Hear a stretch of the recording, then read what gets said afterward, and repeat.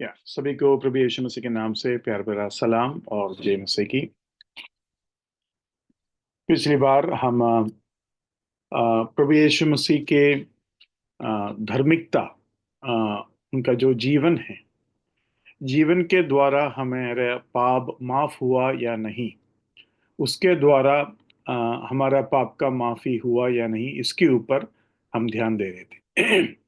और हमने उसको थोड़ा बहुत समझा कि प्रभु यीशु मसीह के निष्पाप जीवन, उनके क्रूस पर चढ़ने का, मैं प्रभु का मेमना बनने का योग्यता को दिखाता है। योग्यता देता नहीं है, योग्यता को दिखाता है। योग्य वो हमेशा है, वो कभी योग्यता को प्राप्त करने का जरूरत नहीं पड़ा। लेकिन प्रभु यीशु मसीह का क्रूस के बिना हमारा एक भी पाप माफ नहीं होगा। इसको शुरुआती में मैं क्लीन बताना चाहता हूं। मतलब, अगर कोई बताएंगे कि प्रभु यीशु मसीह सारे व्यवस्था का पालन कर कर हमारा पाप को धोया, यीशु मसीह के निष्पाप जीवन हमारे पाप को धोते ही रहा, और फिर लास्ट में थोड़ा बहुत जो बाकी बचा वो यीशु मसीह के क्रूस के द्वारा हमें मिल गया। देखो, ये यीशु मसीह के क्रूस के ऊपर करने वाला शैतान का षड्यंत्र है। मतलब थोड़ा सा क्रूस अगर कम कर सके उतना तो सही है ना।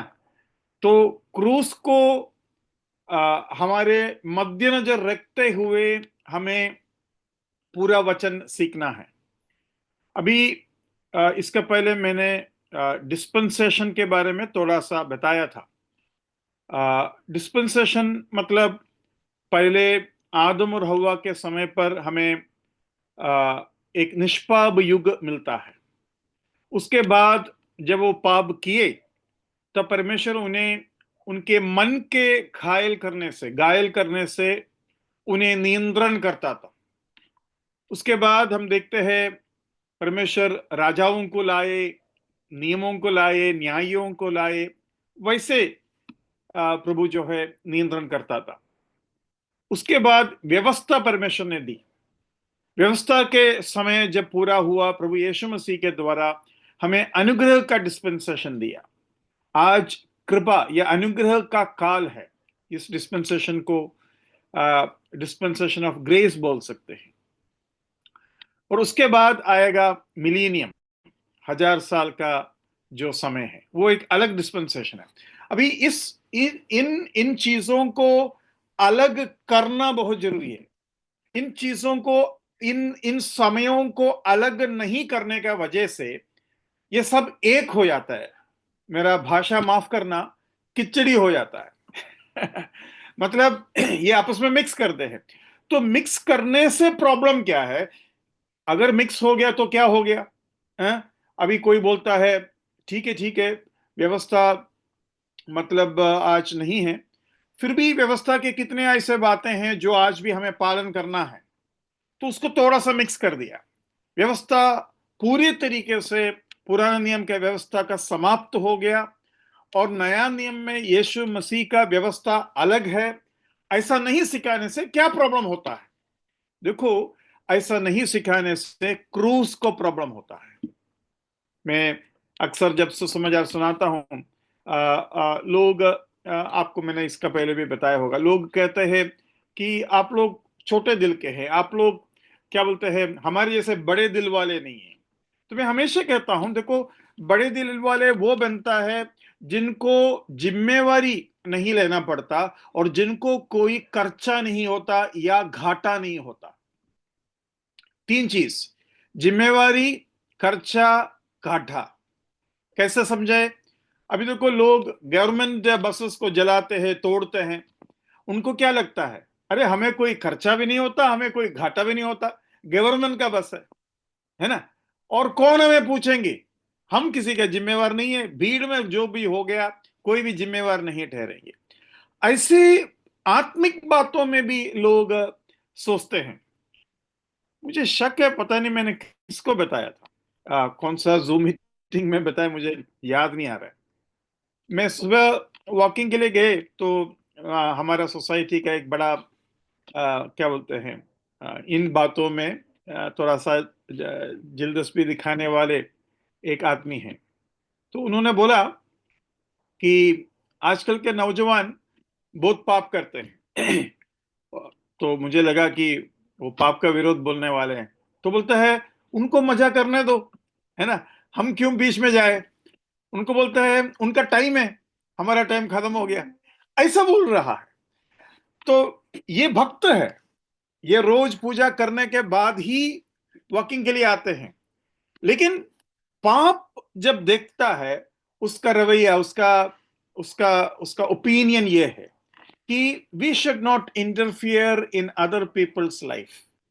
दूसरों के जीवन में हमें दखलंदाजी नहीं करना चाहिए। हम अपने समाज में अपने तरीके से जिया, लेकिन उनको मजा लेने दो।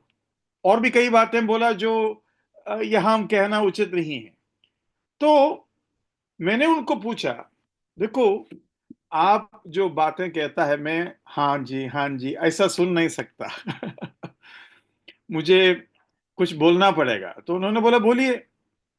मैंने बोला, देखो, आप जब ऐसा कहता है कि कोई बात नहीं, उनको एंजॉय करने दो और हमें इंटरफियर नहीं करना चाहिए, जब आप ये कहता है, आप अपने ईश्वर को कोई भी तरीके का जिम्मेवारी आपके तरफ से नहीं है। परमेश्वर ना आपसे पूछेंगे, ना आपको परमेश्वर को उत्तर देना पड़ेगा, इसलिए आप ऐसा बोल पा रहे हैं। लेकिन मैं तो हां भी नहीं कर सकता, मैं तो चुपचाप भी नहीं रह सकता। अगर मैंने चुप रहा, अगर मैंने कुछ भी नहीं कहा, तो भी प्रॉब्लम है मुझे, क्योंकि मैं जिंदा परमेश्वर का सेवा करता हूं और उस परमेश्वर के सामने मैं जिम्मेवार हूं, जो भी बातों को मैंने हां कहा, सुना या सिखाया। तो ये मैं कैसा कह सकता हूं एक पवित्र परमेश्वर का पीछे चलने वाला व्यक्ति के रूप में, कि पाप करने वाले को पाप करने दो और उनको मजा लेने दो, और हमें बिल्कुल इंटरफियर नहीं करना है। तो मतलब उनको नरक में जाने दो, और या नहीं तो ऐसा कुछ नहीं है। तो उसने बोला, बाइबल के बारे में भी मुझे लोग ऐसे ही बताया। मैंने बोला, क्या बताया। बोलते हैं, बाइबल के बारे में मुझे ये बताया कि परमेश्वर ने सारे सृष्टि को बनाया और कहा ये सब कुछ तुम्हारा है, एंजॉय करो। मतलब कोई नियम नहीं है, नियम सब हमने बनाया। तो बोलते एंजॉय करो। तो एंजॉयमेंट की बात ये हुआ कि अभी दारू भी, अभी उन्होंने ये भी बोला, देखो, दारू भी हमें प्रकृति देता। मैं बोला, दारू प्रकृति नहीं देता। आप नारियल को तोड़कर या फिर क्या बोलते उसको, गुड़ को पता नहीं क्या क्या कर कर, उसको बुरा हालत कर कर, उसको गर्म कर कर, ठंडा कर कर, उसके अंदर से निकालते हैं ये चीज, है ना। ये परमेश्वर ने डायरेक्टली नहीं बना के दिया आपको, है ना। तो आपने उसको टेढ़ा मेढ़ा करके दिया। वैसे तो चाकू परमेश्वर ने दिया, अभी किसी का पेट में घुसाएगा तो थोड़ी वो सही बैठता है। चाकू आप घर में सब्जी काटने के लिए इस्तेमाल करो, है ना। तो देखो, मेरा कहने की मतलब यह है कि डिस्पेंसेशन नहीं समझना कई गलतियों के तरफ हमें लेके जाते हैं। लेकिन उन कई गलतियों में सबसे बड़ा खतरा यह है कि क्रूस के ऊपर असर पड़ता है, क्रूस को घाटा होता है, क्रूस को घाटा होता है। हर डिस्पेंसेशन में परमेश्वर क्रूस की तरफ हमको लेके आ रहा था। वो हमने समझा या नहीं समझा, वो अलग बात है। लेकिन प्रभु यही काम कर रहा था। प्रभु कह रहा था, बिना पाप का एक समय दिया मैंने तुमको, तुम बच नहीं पाया। मतलब तुम अपने बलबूते से बिना पाप के समय पर भी बच नहीं पाया। तो तुम्हारा बलबूते से तुम जो कर सकते हैं, उसका पहला फुल स्टॉप उधर लगाना पड़ेगा। फिर मैंने कहा, ठीक है भाई, तुम्हारा मन के अनुसार तुम जियो तो तुम बच सकते हैं। तो देखो, तो ऐसा भी नहीं बच सकता। राजाओं का पुलिस नियम, गवर्नमेंट के द्वारा मैं तुमको नियंत्रण करने का सुविधा दिया, ऐसा भी तुम नहीं बच सकते। मैंने तुमको व्यवस्था दिया और तुमने कहा हम पालन करेंगे। इसराइल ने कहा था ना, हम जो भी आप कहेंगे सब करेंगे। और उसी समय मूसा और जोशुआ बोला, तुम नहीं कर पाएंगे। पर मूसा और जोशुआ शायद इस बात को समझ रहा था कि परमेश्वर उनको ये दिखाना चाहता है कि तुमसे नहीं होगा, लेकिन उनका उनका उनका उनको तसल्ली होने दो, उनको मौका दिया और लगभग 2000 साल से ज्यादा उनको व्यवस्था का पालन करने का मौका दिया और वो बुरी तरह हार गए। अब जब बुरी तरह हार गया, पौलुस रोमी के शासन में कहता है इस तरीके से परमेश्वर ने सबको पापी ठहराया या पापी है कर कर स्थापित किया, या फिर इस पापी मनुष्य कोई भी हालत में अपने बलबूते में कुछ नहीं कर सकते, इसका स्थापित किया। स्थापित करने के बाद वो कहता है अब यीशु मसीह के द्वारा जो मुफ्त में दिया जाता है वो चाहे तो ले लो। मतलब पहले तुम्हारा सारे कोशिश, बिना पाप का समय तुम्हारा कोशिश, मन का कोशिश, व्यवस्था का कोशिश, अधिकारियों का कोशिश, सब कुछ में एक एक तरीके का कोशिश, अभी बिना कोशिश, और बिना कोशिश जब आपको धार्मिकता दिया जाता है वो क्रूस के द्वारा होना चाहिए। अभी क्रूस के द्वारा होने का हम हमेशा यीशु मसीह के तरफ ध्यान देता है, लेकिन क्रूस के तरफ होने का एक और कारण है, और वो भी समझने से ही हमारा क्रूस का समझ पूरा होगा। वो ये है, क्रूस पर केवल यीशु मसीह नहीं मरते, तुम भी मरते हैं। ये जरूरी है। देखो, क्रूस को हल्का करने से आप कम मरते हैं, आप पूरा नहीं मरता। आपको पूरा मरना पड़ेगा, मतलब आपका उम्मीद खत्म होना पड़ेगा कि मैं, अगर मुझे एदन का बगीचा देगा तो मैं ठीक हो जाऊंगा, मेरे माहौल मुझे खराब कर दे। लोग ऐसा बोलते हैं ना, माहौल के ऊपर है। आप अच्छा माहौल में जियोगे तो आप पाप नहीं करोगे। हाँ, आप बताइए, अच्छे से अच्छे पाप नहीं करते, है ना? यही है, किसी ने बताया एजुकेशन होगा तो पाप नहीं करेंगे, तो उसने बोला देखो, जो एजुकेटेड नहीं है वो रेलवे का नट बोल्ट, छोटा मोटा लोहे का चीज चोरी करेगी, लेकिन जो एजुकेटेड है वो पूरा रेलवे को चोरी करेगा, है ना? क्योंकि वो पढ़ा लिखा है, वो 1000 2000 का थोड़ी चोरी करेगा, वो करेगा तो 2 लाख या 2 करोड़ का चोरी करेंगे। तो यही आज हो रहा है। तो आपको ये समझना है कि डिस्पेंसेशन कितना समझने का, जो आज डिस्पेंसेशन नहीं सिखा रहा हूं मैं, लेकिन डिस्पेंसेशन का जरूरत इन पढ़ाइयों के द्वारा मुझे ज्यादा समझ में आ रहा है, और मैं उसको थोड़ा सा उसका कनेक्शन बताने का कोशिश मैं करूंगा। देखो, रिफॉर्म्ड थियोलॉजी वाले, कवेनेंट थियोलॉजी वाले, कैल्विनिज्म का थियोलॉजी वाले, ये तीनों लगभग एक ही चीज सिखाता है, और इन तीनों में डिस्पेंसेशन नहीं सिखाया जाता। ये तीनों लोग डिस्पेंसेशन का विरोध है। डिस्पेंसेशन का विरोध होने का वजह से ये लोग आपस में एक हो गया, आपस में एक हो गया। और ब्रदरन जो विश्वासियां हैं, मुझे ये ब्रदरन शब्द इस तरीके से इस्तेमाल करना अच्छा नहीं लगता, क्योंकि आपको और मुझे ऐसा नहीं लगना चाहिए कि हम ब्रदरन वाले हैं। हमें ऐसा लगना चाहिए हम यीशु मसीह के बच्चे हैं, है ना?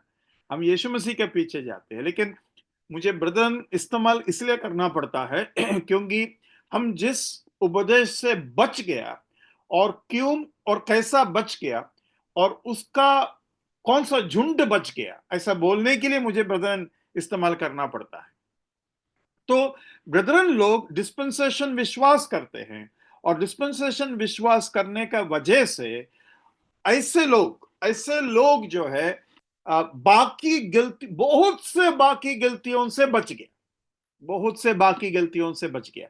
तो आपको भी कोई भी धोखा दे सकते हैं, कोई भी आपको क्या बोलते हैं थोड़ा सा चालाकीपन के द्वारा थोड़ा सा आगे पीछे करवा सकते हैं, लेकिन हमेशा आपको क्या करना है, आपको क्या बोलते हैं, क्रूस पर देखना है। क्रूस के ऊपर असर अगर हो रहा है दूर के रिश्ते से भी, तो समझ लेना कहीं ना कहीं प्रॉब्लम है ना? अभी रात में जब गाड़ी चलाते हैं, कुछ जगह पर आपको लाइट नहीं रहेंगे, तो आप लोग कैसा चलाते हैं? कुछ करते हो मतलब ठीक से रोड में ही चलने के लिए आप सोचो कि 60 70 के स्पीड में जा रहे हैं, रोड में लाइट नहीं है, रोड अच्छा है और बिल्कुल दिखाई नहीं देते हो, तो आप क्या करते हो मतलब रोड पे ही रहने के लिए, हो सकता है ना पूरा आप दूर हो जाए और कई गड्ढा वड्ढा में चला जाए, आप कुछ करते हैं उसके लिए, क्या करते हो आप? रोड के ऊपर वो लाइन रहता ना, लाइन के हिसाब से चलने का। हाँ, मतलब और कुछ दिखाई नहीं दे रहा है, केवल लाइन दिखाई दे रहा है। सोचो कि लाइन को आप हमेशा देखते हैं, एक ही लाइन है, बाकी कुछ लाइन नहीं है, ज्यादा कुछ मार्किंग नहीं है, लेकिन एक लाइन है। उस लाइन को पकड़ के आप जा रहे हैं, रात को 12 बजे आप जा रहे हैं, स्पीड 60 70 80 में जा रहा है। ऐसा जब जा रहे हैं, सोचो कि 100 200 मीटर वो लाइन गायब हो गया। लाइट है आपके पास, अच्छा सा लाइट है, आप चला नहीं पाएगा, क्योंकि आपको पता नहीं आप कहां जा रहे हैं। वो 100 200 मीटर लाइन गायब हो गया, आपको एग्जैक्टली पता नहीं कि आप लेफ्ट जा रहे हैं, आप राइट जा रहे हैं, या रोड सीधा है या रोड लेफ्ट और राइट जा रहे हैं, हमें आपको पता नहीं। मैं आपको बताना चाहता हूं, मसीही जीवन में उपदेश के पीछे उपदेश निकल रहा है, और आपका पास एक लाइट है। I am the light of the world, मैं जगत का ज्योति हूं। उधर यहां ये मतलब बनता है, कितना भी अंधकार में तुम रहे, तुमको क्रूस का लाइन दिखाई देगा। अच्छा, मैं ये पूछूं अधिकतर बार ये लाइन ऐसा डॉट डॉट रहता है ना, एक छोटा लाइन फिर एक गैप के बाद छोटा लाइन, कुछ जगह पर एक बिना गैप का रहता है, वो क्यों? हाँ, no overtake. No overtake. Overtake नहीं कर सकते, नहीं कर हाँ, सकते। मतलब अगर लाइन में डॉट डॉट नहीं है, लाइन सीधा है, मतलब उधर क्रॉस नहीं करने का, ओवरटेक नहीं करने का। जहां डॉटेड लाइन्स है, मतलब उधर चाहे तो आप ओवरटेक कर सकते हैं या फिर क्रॉस कर सकते हैं, मतलब लेफ्ट से, सॉरी राइट से जाना चाहते हैं तो आप जा सकते हैं। ये बात मैंने एक टैक्सी ड्राइवर से पूछा, तो उन्होंने बोला, वो साहब क्या है ना, जो पेंट जब खत्म होता है, थोड़ा सा पेंट का बचाव करने के लिए हम थोड़ा डॉटेड लाइंस कर देते हैं तो पेंट का बचाव नहीं है वो इसलिए दिया है ताकि गाड़ी चलाने वाले को मालूम चले मुझे यहां ओवरटेक नहीं करना चाहिए, क्योंकि ऑपोजिट से अगर गाड़ी आएगा तो उसको बचने के लिए रास्ता नहीं है। खास कर कर ब्रिज में आपको सिंगल लाइन मिलेगा, ब्रिज में 99% डॉटेड लाइंस नहीं मिलेगा, 99% ब्रिजेस में डॉटेड लाइंस नहीं मिलेंगे। उसका कारण यह है, ओवरटेक ना करें। हम तो करते हैं वो अलग बात है, लेकिन नियम के अनुसार हम हमारा यही प्रॉब्लम है ना, हम व्यवस्था का अधीन नहीं है, तो वही इश्यू हो जाता है। लेकिन मैं आपको बताना चाहता हूं, क्रूस का लाइन हमेशा है। प्रभु यीशु मसीह ने कहा, मैं जगत का ज्योति हूं। जब भी आपको लगता है कि आप दाहिने या बाएं निकलने का संभावना है, अब ये देखना, क्रूस को घाटा होता है या नहीं। और जब क्रूस को घाटा होता है, दो चीजें होता है। एक, मेरा मरा हुआ, जिस क्रूस पर मुझे मार दिया गया, मेरा उम्मीदें मार दिया गया। मेरा उम्मीद मतलब मैं कर सकता हूं, मैं व्यवस्था के द्वारा मैं बच सकता हूं, मैं पूरा तरीके से खराब नहीं हूं, थोड़ा बहुत अच्छाई मेरे अंदर है, एजुकेशन के द्वारा, माहौल के द्वारा मेरे अंदर फायदा हो सकता है, काउंसलिंग के द्वारा, योगा के द्वारा, क्या बोलते हैं, मेडिटेशन के द्वारा, सारे उम्मीदों को क्रूस पर चढ़ाना है। मेरे शरीर में कोई भलाई नहीं है, मेरा कंप्लीट मृत्यु चाहिए। पता नहीं मैंने आपको बताया कि मुझे जब क्रूस पर चढ़ाते हो, मुझे जब यीशु मसीह के साथ क्रूस पर चढ़ाते हो, मुझे उम्मीद पूरा निकलना चाहिए, और मुझे अपने आप को नफरत कर कर क्रूस पर चढ़ाना है, प्यार से नहीं चढ़ाना है। क्रूस मतलब नफरत है। क्रूस पर मैं अपने आप को चढ़ाता हूं, जैसा यीशु मसीह को यहूदी लोग क्रूस पर चढ़ाया, वैसा मुझे यीशु मसीह के साथ क्रूस पर चढ़ना चाहिए। शायद मैंने आप ये बात बताया कि यीशु मसीह को क्रूस पर कैसा चढ़ाया गया।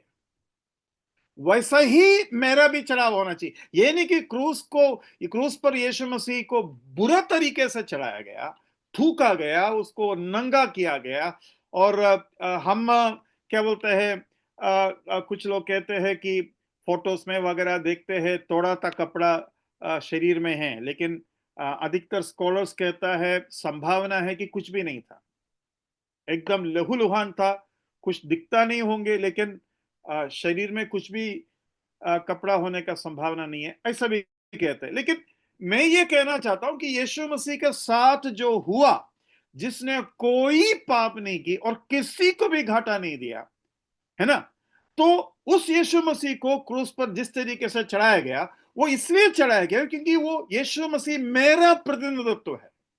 तो उतना नफरत तो बनता है, उतना नफरत तो बनता है, क्योंकि मैं बहुत बुरा हूं, मेरे अंदर कोई भलाई नहीं है। यीशु मसीह के अंदर कोई पाप नहीं और मेरे अंदर कोई भलाई नहीं। यीशु मसीह को ऐसा चढ़ाया जैसा कि मुझे चढ़ाया, तो मैं भी क्रूस पर ऐसा चढ़ना चाहिए।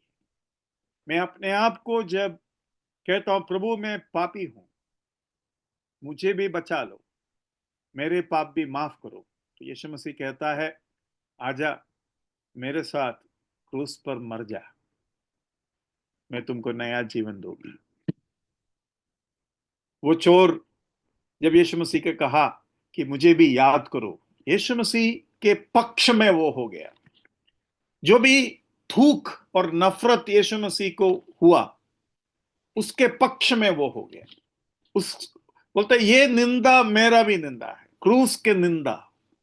इसे बोलते हैं then the stumbling block of Christ has gone. मतलब अगर मैं आज भी खतना आज भी अगर मैं सिखाता हूं, तो फिर स्टम्बलिंग क्या बोलते हैं उसको, क्या बोलते हैं स्टम्बलिंग, रुकावट, हाँ, ठोकर ठोकर खाना। हाँ, ठोकर का कारण। तो अगर मैं सर्कमसिशन सिखा रहा हूं, ठीक है क्रूज सब ठीक है, थोड़ा सा सर्कमसिशन कर लेना, क्या मतलब फर्क पड़ता है, थोड़ा सा कर लो, है ना। तो उसमें क्रूस का वो ठोकर चला जाता है। मतलब क्रूस को एक ठोकर है, क्रूस का ठोकर होना चाहिए। मतलब यीशु मसीह के साथ उस नफरत वाले क्रूस पर मैं भी मरा, वो ठोकर। तो मैं यीशु मसीह के साथ का हूं, मतलब मेरे ऊपर सारे लोगों का नफरत है, और सच्चाई यह है कि मैं अपने आप को नफरत कर कर क्रूस पर चढ़ाया।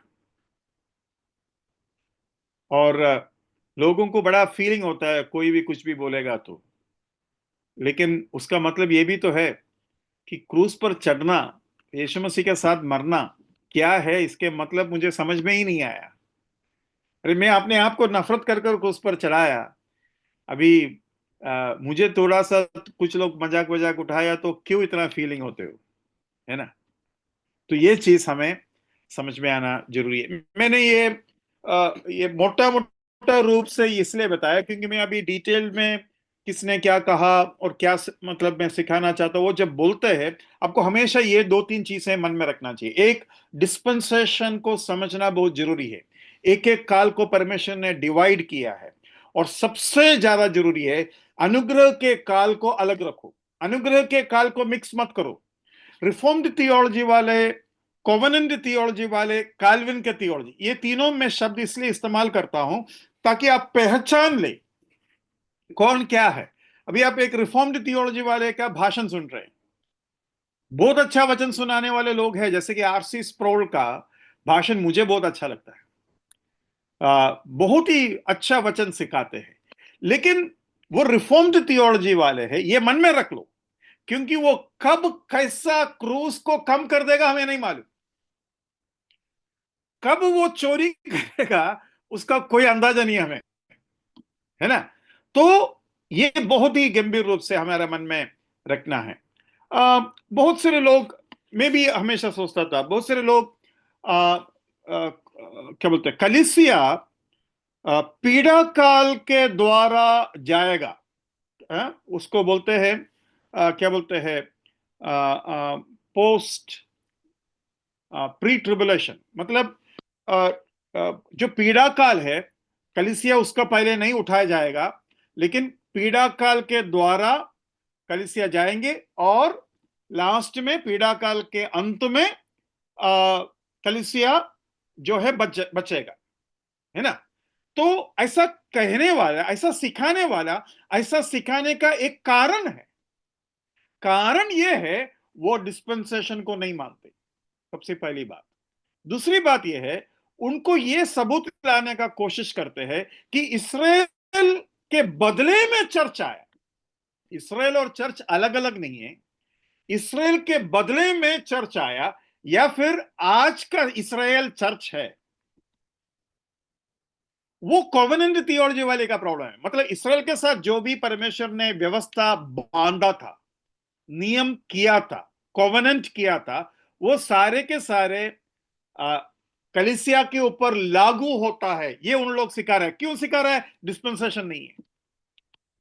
जब वो लागू होता है, अभी देखो, ये मुझे माफ करना, मुझे पेंतिकोस्त भाइयों के बारे में बोलना पड़ रहा है। मैं जानबूझकर नहीं कर रहा हूं, लेकिन एक गलती को दिखाने के लिए बताना ही पड़ेगा। पेंतिकोस्त लोग आशीष के बारे में बहुत सिखाते हैं। आशीष उधर से मिलेगा, आशीष यहां से मिलेगा। वो सारे आशीष की बात जब बोलने को लगता है, हमेशा पुराना नियम से कोट करते हैं।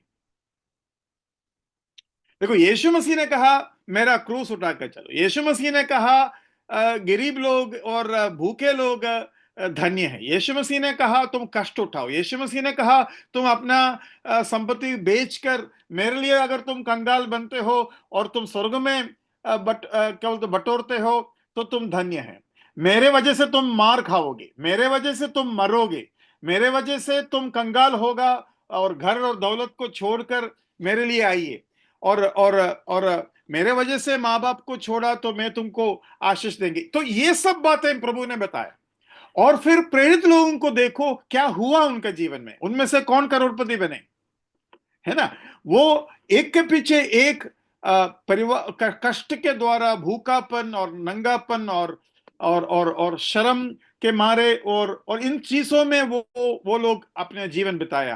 पौलुस एक अमीर आदमी था। वो भी लास्ट में बोलता है मेरा एक छोटा सा कंबल उधर रहेंगे यार, वो लेके आ जाओ। मतलब इतना गरीब था वो। और एक कलीसिया थोड़ा सा उनको, मतलब फिलिपी का कलीसिया जब उनको एक तोहफा भेजते हैं, वो कहता है कि मैं गरीबीपन में और कम पैसे में जीना जानता हूं, लेकिन आप लोग दिया अच्छा है, थोड़ा दिन मुझे अच्छा सा जीने को भी मिल जाएगा, और वो भी मैं जीने के लिए जानता हूं। मतलब मैं दोनों जानता हूं, मुझे प्रॉब्लम नहीं है। मेरा कहने के मतलब ये है, फिर आशीष ये पेंटिकोस लोग लाते कहां से है? वो पुराना नियम से लाते हैं। लेकिन पुराना नियम के आशीष का प्रॉब्लम यह है कि वो इसराइल को दिया गया है, कलीसिया को नहीं दिया गया। कलीसिया को नहीं दिया गया। कलीसिया को आत्मिक आशीष दिया, जबकि इसराइल को आर्थिक आशीष दिया। हां, इसराइल को दिया आर्थिक आशीष, और आर्थिक आशीष देने का कारण यह है वो शारीरिक है। उनके आत्मा का बचाव यीशु मसीह के साथ ही होगा, उसका पहले नहीं होगा। तो उसका पहले उनको उनको उनको आशीष केवल आर्थिक रूप से समझते थे। तो तुम राज करेंगे, तुम्हें राज्य मिलेगा, तुम्हें बच्चे मिलेंगे, तुम्हें जायदाद मिलेगा। और परमेश्वर ने जमीन दिया उनको। परमेश्वर ने उनको जमीन दिया। परमेश्वर ने उनको सारे राज्यों में सबसे बड़ा राज्य बनाया। परमेश्वर ने उनको गिनती में बढ़ाया। परमेश्वर ने उनको युद्ध करने के लिए कहा। परमेश्वर ने उनको कहा कि तुम दूसरों को कब्जा करेंगे, तुम राज करेंगे, तुम सिर होगा, ये सब बताया। तो वो जो बताया वो एक अलग कॉवेनेंट का वजह से बताया, वो एक अलग डिस्पेंसेशन के वजह से बताया। वो डिस्पेंसेशन, वो काल नहीं है आज का काल। ये आपको और मुझे समझ में आना चाहिए। और इसराइल के डिस्पेंसेशन के टाइम पर केवल इसराइल को बोला गया। कोवेनेंट केवल इसराइल का, आपकी कोई जाति को कोवेनेंट नहीं है। कोवेनेंट मतलब नियम नहीं दिया गया कि मैं तुम्हारे साथ वाचा बांधता हूं, है ना, मैं तुम्हारा परमेश्वर होंगे और तुम मेरा जनता होगा, और तुम मेरा जनता होने का एक चिन्ह यह है, खतना करेंगे और उसके बाद तुम इसराइल में मैं तुमको लेके जाएंगे और उधर एक मंदिर होगा। देखो, वो सब केवल इसराइल के लिए है।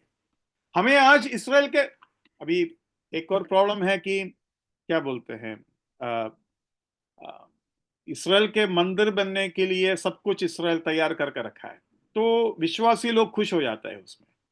विश्वासी क्यों खुश होता है, थोड़ा सा सोचना पड़ेगा, क्योंकि एक तो हम है परमेश्वर का मंदिर, तो दूसरा मंदिर बनता है तो आप क्यों खुश हो रहे भाई? है ना? और परमेश्वर हमारे अंदर वास करेंगे, उस मंदिर में वास नहीं करेंगे। तीसरी बात, वो मंदिर बनाने का सपोर्ट, अनुमति मसीह विरोधी देगा। मसीह विरोधी के द्वारा वो मंदिर बनाया जाएगा और मसीह विरोधी 3.5 साल के बाद उसके अंदर अपना मूर्ति रखेंगे और मसीह विरोधी के टाइम पर ही वो अशुद्ध हो जाएगा और लोग मसीह विरोधी के विरोध चला जाएंगे और यीशु मसीह आएंगे। उसके बाद जो मंदिर है वो कलीसिया या फिर नया यरूशलेम होगा, और एक मंदिर इस दुनिया में बनेंगे वो अलग होगा। मसीह विरोधी का मंदिर में जहां उसका पुतला रखा था उधर यीशु मसीह नहीं आने वाला है ना। तो हम उस मंदिर के ऊपर इतना खुश होने की जरूरत नहीं है। हाँ, हम ऐसा इसलिए खुश हो सकते हैं क्योंकि प्रभु का वचन में जो भविष्यवाणी है वो भविष्यवाणी पूरा हो रहा है, उस रूप से हम जो है खुश हो सकते हैं। तो ये बात भी हमें समझना जरूरी है। आज जो बातें मैं बताएंगे उससे सबसे पहले मैं ये पिछली बार भी शायद बताया था, अगर यीशु मसीह के जीवन के द्वारा मुझे मेरा पाप माफ हो रहा था, धीरे धीरे मेरा पाप माफ हो रहा था, यीशु मसीह जितना धार्मिकता का काम कर रहे थे उतना मेरा पाप माफ हो रहा था, तो माफ हो होकर थोड़ा सा बाकी बचा, लेकिन पूरा फायदा निकल गया क्योंकि मुझे लास्ट में क्रूस पर चढ़ाकर मार देना था। देखो उसका प्रॉब्लम समझ में आ रहा है आपको? अगर मुझे क्रूस पर चढ़ाकर मार देना था तो उससे पहले मुझे शुद्ध कर कर क्या फायदा, क्योंकि पूरे पाप के साथ मारने से भी मेरा पाप पूरी तरीके से माफ होगा। जैसे मैंने पिछली बार बोला था, जो शिप को स्क्रैप में देने जा रहा है, क्या बोलते हैं, बंगार को बंगार में देने जा रहा है, वो देने से पहले पेंट मार का क्या फायदा, है ना? तो वैसी बात है?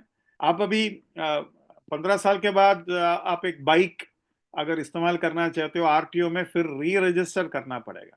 अभी री रजिस्टर करने के लिए पेंट वेंट मारना पड़ता है ना? थोड़ा अच्छा करना पड़ता है ताकि आरटीओ वाला देखेंगे ठीक है भाई चलेगा, 5 साल और जो है आपको चलाने के लिए अनुमति दे दिया। वो मैं समझ सकता हूँ, 5 साल और चलाने के लिए है, लेकिन आप स्क्रैप में देने के लिए जा रहे हैं, आरटीओ आकर बोलते हैं अरे उधर पेन नहीं मारा, यहाँ पेन नहीं मारा, उसको अच्छे से पेन मारो, उसके बाद जाकर स्क्रैप में दो, नया टायर डालो, है ना? उसमें कोई मतलब नहीं बनता। तो यीशु मसीह के साथ मुझे क्रूस पर चढ़ना है और क्रूस पर चढ़कर मुझे मरना है और मेरा पुराना मनुष्य चला गया और सब कुछ नया हो गया। जब सब कुछ नया होना है तो ये जो थियोलॉजी है उसमें दम नहीं है। प्रभु को धन्यवाद करता हूं, ये विचार इस तरीके से समझने के लिए प्रभु ने हमें जो है मदद किया। एक सेकंड।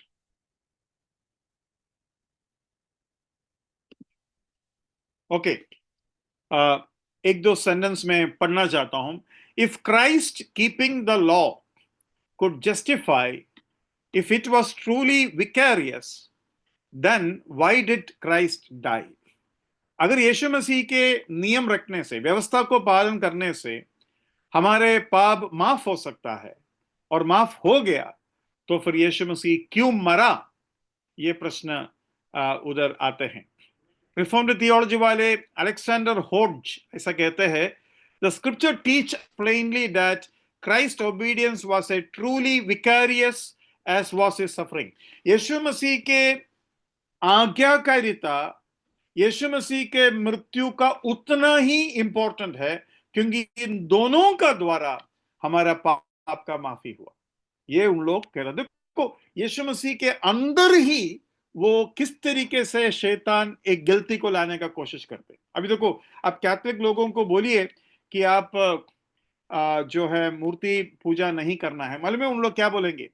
अरे वो दूसरे भगवान का मूर्ति बनाने के लिए परमेश्वर ने मना किया था और पुराना नियम में यहोवा का रूप किसी को नहीं मालूम।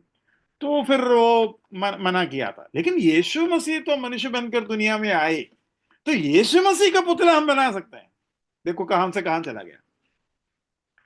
तो ये इनका मतलब इस तरीके से जो है चीटिंग हो सकता है। If Christ gave righteousness to me before his death, he was giving righteousness to a dead man और टू अ डेड रिलेशनशिप।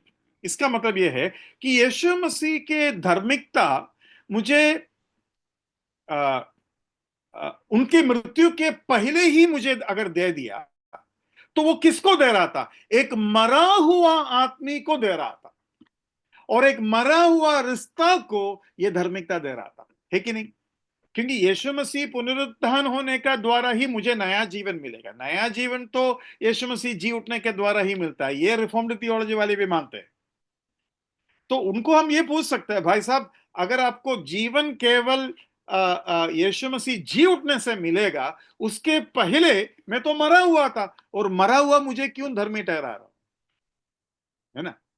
मुझे तो दफन करना ही है ना? मुझे आपको मालूम होगा, जब एक आदमी मर जाते हैं, भी मेरा दादा जब मरा, मैंने पहले बार वो देखा। हमारा घर पे ही था, और डॉक्टर जो है बाजू में ही थे, हमारा पड़ोसी था वो। तो डॉक्टर भागा भागा आया, उनके सामने ही आ, उनका जान गया।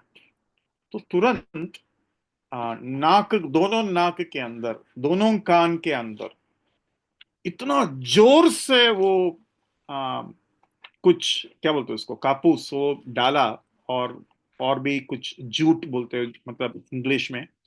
तो वो चीज इतना जोर से डाला कि मुझे समझ में नहीं आ रहा था क्या हो रहा है।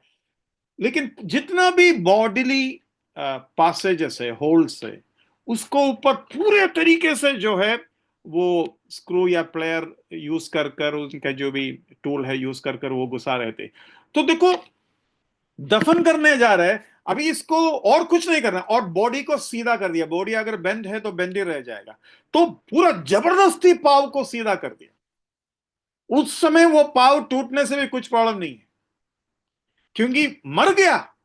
जो मर गया उसके साथ जो करते हैं, यहां भी ना, मुंह के अंदर भी वो जो भी चीजें करते हैं, और बंद कर दिया, मुंह को जबरदस्ती बंद कर दिया, है ना? कुछ लोग आपस में स्टिच भी करते ताकि वो खुल ना जाए, क्योंकि मर गया, मरा हुआ व्यक्ति है। उसको ऊपर फिर बाहरी रूप से थोड़ा बहुत अच्छा कपड़ा पहना दिया, क्योंकि एक दो दिन या कुछ घंटे जो है सभी के सामने है, नहीं तो अंदर पूरा बंद है ना, कुछ भी जो है लहू या कीड़ा कुछ भी ना आए, उसका बंदोबस्त कर रखा है। तो यीशु मसीह का धार्मिकता क्रूस पर चढ़ने के लिए यीशु मसीह को योग्यता का सबूत है, वो मैं मान लिया।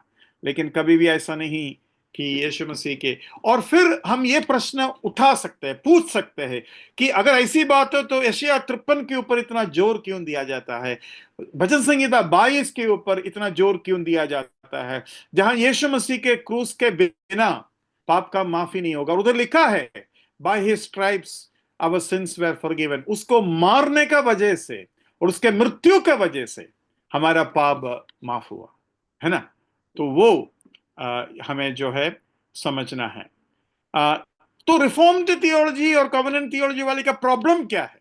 मैंने पहले भी बताया, they don't have the distinction between righteousness through the law in the Old Testament and righteousness through Christ's death alone in the New Testament. उनको ये फर्क समझ में नहीं आता, या फिर वो मानते नहीं है। मैं तो नहीं कहूंगा कि उनको समझ में नहीं आ रहा है, मैं तो कहूंगा कि वो मानते नहीं।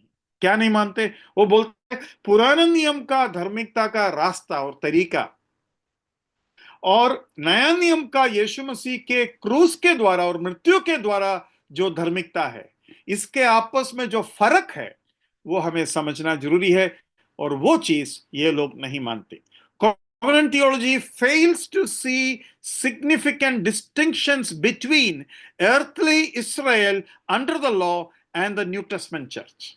उनको ये भी प्रॉब्लम है कि पृथ्वी में जो इस्राएल है और परमेश्वर के नया नियम का कलीसिया है, इन दोनों में भी जो फर्क है उनको समझ में नहीं आता, नहीं तो वो मानते नहीं. Therefore it suggests a doctrine of righteousness through the co-mingling of both law and grace. इसलिए एक ऐसा धार्मिकता वो सिखाता है जहां व्यवस्था और अनुग्रह का मिक्सिंग है, ये आपस में मिलाकर, व्यवस्था और धार्मिकता को मिलाकर जो है हमें धार्मिकता सिखाने का कोशिश करते हैं.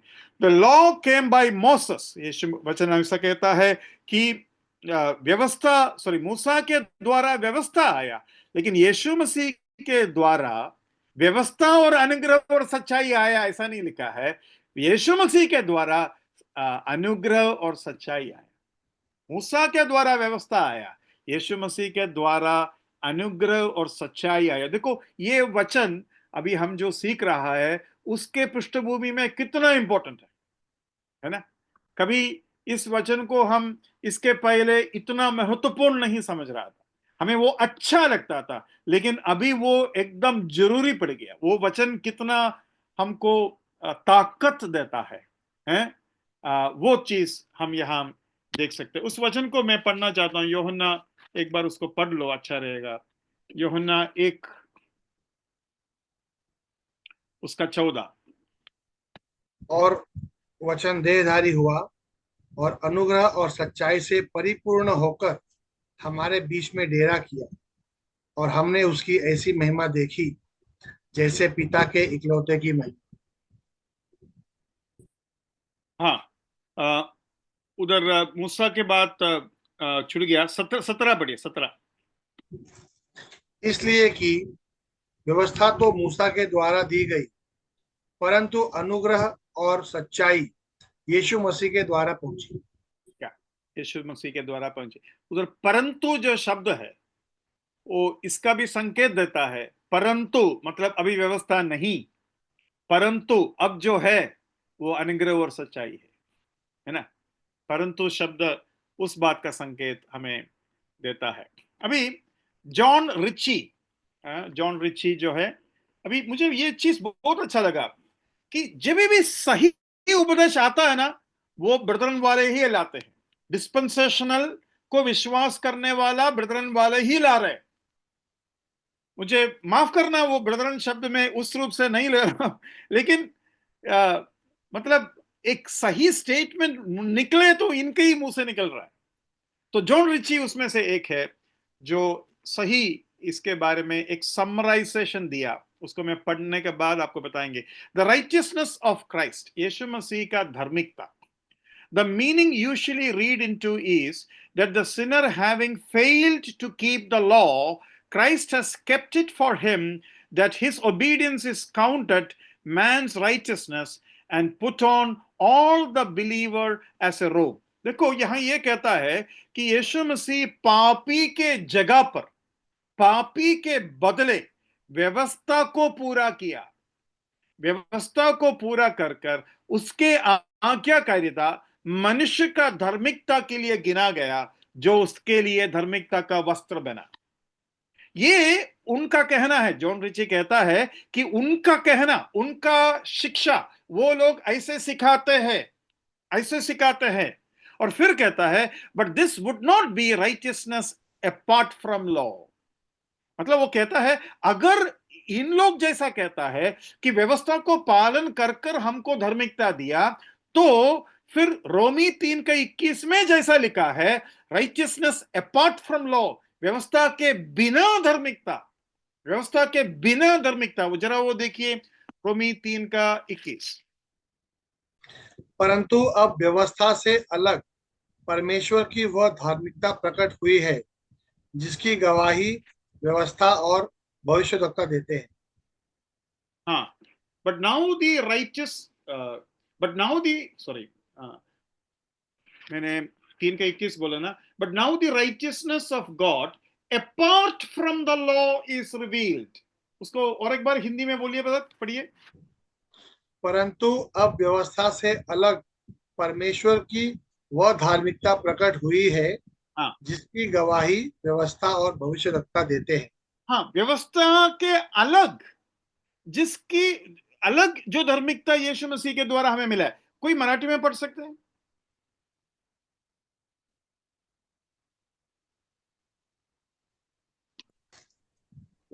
आता तर नियमशास्त्राव्यतिरिक्त असे जे देवाचे नीतिमत्व हाँ, ते तो उधर उधर वो शब्द थोड़ा सा मुझे बताइए, कौन सा शब्द है अपार्ट फ्रॉम द लॉ? वो जो अपार्ट शब्द है, अतिरिक्त, क्या है? अतिरिक्त। हाँ नियमशास्त्राव्यतिरिक्त हाँ, मतलब अतिरिक्त है ना, अतिरिक्त। हाँ, दैट इज इन मराठी व्यतिरिक्त। इन मराठी नियम क्या है? शास्त्र इन व्यतिरिक्त मराठी व्यतिरिक्त। व्यतिरिक्त, ओके। तो वो आपको समझ में आया ना? बहुत ही अच्छे तरीके से लिखा है।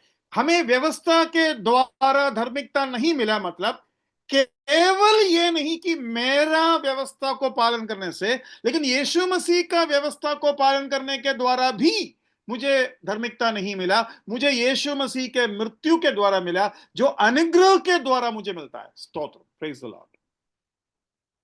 देखो, संपूर्ण महिमा प्रभु को है। मूसा के द्वारा व्यवस्था आया भाई, यीशु मसीह के द्वारा अनुग्रह और सच्चाई है। तो ये चीज यहां मिलता है। If God reckons the sinner to have kept the law because Christ kept the law for him, then righteousness surely comes by law and the death of Christ was in vain। अभी ये John Richie कहता है कि अगर यीशु मसीह पापी के लिए व्यवस्था को रखकर हमको अगर धार्मिकता दिया, तो जरूर व्यवस्था के द्वारा हमें धार्मिकता मिला, ऐसा बोलना चाहिए। व्यवस्था का द्वारा हमको धार्मिकता मिला, ऐसा बोलना चाहिए। अगर यीशु मसीह व्यवस्था को पालन कर कर मुझे धार्मिकता दिया है तो बोलो। नहीं नहीं, ऐसा नहीं बोलेंगे हम। तो वो प्रॉब्लम है। और एक बार हम और एक वचन उठाएंगे, गलाती 2:21 देखिए।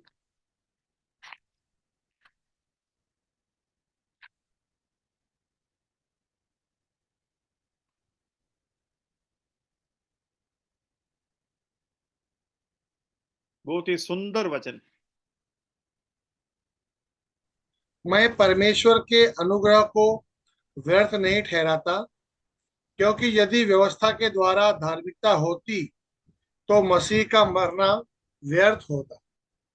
हाँ, यदि व्यवस्था के द्वारा धार्मिकता होती, चाहे वो कोई भी तरीके से हो, तो मसीह का मरना व्यर्थ हो जाएंगे, है ना?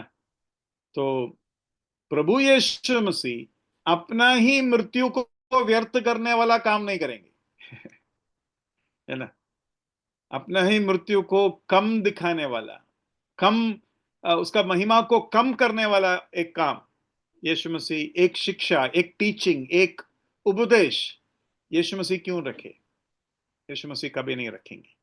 In all this, justification by grace through redemption has no place.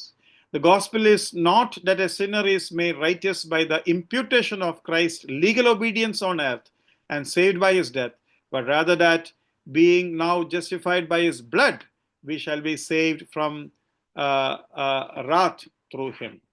मतलब यीशु मसीह के धार्मिकता के द्वारा नहीं, लेकिन यीशु मसीह के लहू के द्वारा हमारा जो है धार्मिकता हुआ है और हमें न्यायी या धर्मी बनाया है। और अगर ऐसा है तो कितना अधिक परमेश्वर के क्रोध से हम बचाए जाएंगे। बहुत ही सुंदर इस सच्चाई को ये दो वचन जो इसका पहले एक साधारण वचन था और केवल हमारे ऊपर लागू होता था कर हमें लगा, लेकिन अभी हमको समझ में आया कि यीशु मसीह के ऊपर भी वो लागू होता है। और अभी तक क्रूस का इम्पोर्टेंस, उसका उसका उसका इम्पोर्टेंस, उसका गंभीरता, उसका प्राथमिकता यीशु मसीह के मृत्यु के ऊपर था।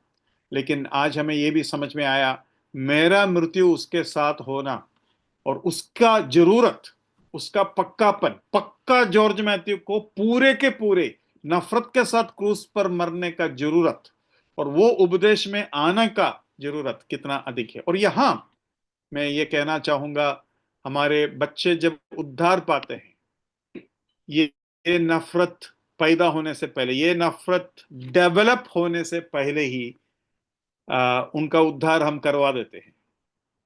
मतलब ये जो दुश्मनीपन है ना, उत्पत्ति में लिखा है ना, मैं तुम और सांप के बीच में, तुम्हारा पुत्र, तुम्हारा बीज, तुम्हारे बच्चे और सांप के बीच में एक दुश्मनीपन पैदा करूंगा. I will create an enmity between your seed and the seed of serpent. तो ये जो दुश्मनीपन है ना, वो बनना जरूरी है. अगर दोस्ती रहेंगे तो फिर यीशु मसीह के साथ आप एक नहीं बन सकते, है ना. वो एक बड़ा प्रॉब्लम है. तो हमारे बच्चे और सारे प्रभु का सेवक जो सुसमाचार सुनाते हैं, जो पापी उद्धार पाना चाहते हैं, उन्हें मदद कीजिए कि ये दुश्मनीपन उनको समझ में आए. और उस दुश्मनीपन में ये बहुत जरूरी है कि मैं अपने आप को क्रूस पर चढ़ाने के लिए जा रहा हूं और यीशु मसीह मुझे उसके लिए मदद कर रहा है. तो क्रूस पर जब मैं अपने आप को चढ़ाता हूं, मैं अपने आप को, मेरा पुराना मनुष्य, मेरा आदम्य स्वभाव का मनुष्य, मेरा शारीरिक मनुष्य, शरीर नहीं, शारीरिक मनुष्य, स्वाभाविक मनुष्य, उसको संपूर्ण तौर से नफरत कर क्रूस पर चढ़ाना चाहिए, ताकि मैं फिर उस उल्टी के पास वापस ना जाऊं, है ना. उस लाश के साथ ना जाओ, उस लाश के ऊपर तरस ना खाए. और ये बहुत ही जरूरी चीज है. प्रभु उसके लिए आने वाले दिनों में हमें सहायता करे, हमारे बच्चों को ये बात समझाए, हमारे नए कॉन्टैक्ट्स को इसके लिए मदद करे. थोड़ा सा एक्स्ट्रा टाइम ले लो, कुछ दिन उनको दे दो, उनको समझ में आने दो, उनको वो नफरत उनके अंदर पैदा होने दो, पवित्र आत्मा को वो समय दे दो, ताकि पवित्र आत्मा वो काम उनके अंदर अच्छी तरीके से कर पाए. और तब वो सचमुच में पौलुस जैसा कहेंगे, हाय मुझ पर, इस शरीर से मुझे कौन बचाएगा, इस नाशवान शरीर से मुझे कौन बचाएंगे. और तब प्रभु यीशु मसीह उधर आते हैं और यीशु मसीह बोलेंगे, मेरे साथ क्रूस पर चढ़ा दो, उसको खत्म कर दूंगा मैं. तुम्हारा उस पुराना मनुष्य को मैं खत्म कर दूंगा जो इतना तुम नफरत करते हैं, है ना. वो वचन भी पढ़ लेते हैं, रोमी 7वां अध्याय उसका 24वां वचन. मैं कैसा अभागा मनुष्य हूँ, मुझे इस मृत्यु की देह से कौन छुड़ाए. हाँ, ओ wretched man that I am, who will deliver me from this body of death, है ना. तो प्रभु यीशु मसीह वो बहुत बड़ा काम मेरे लिए किया है ना. प्रभु के नाम की महिमा.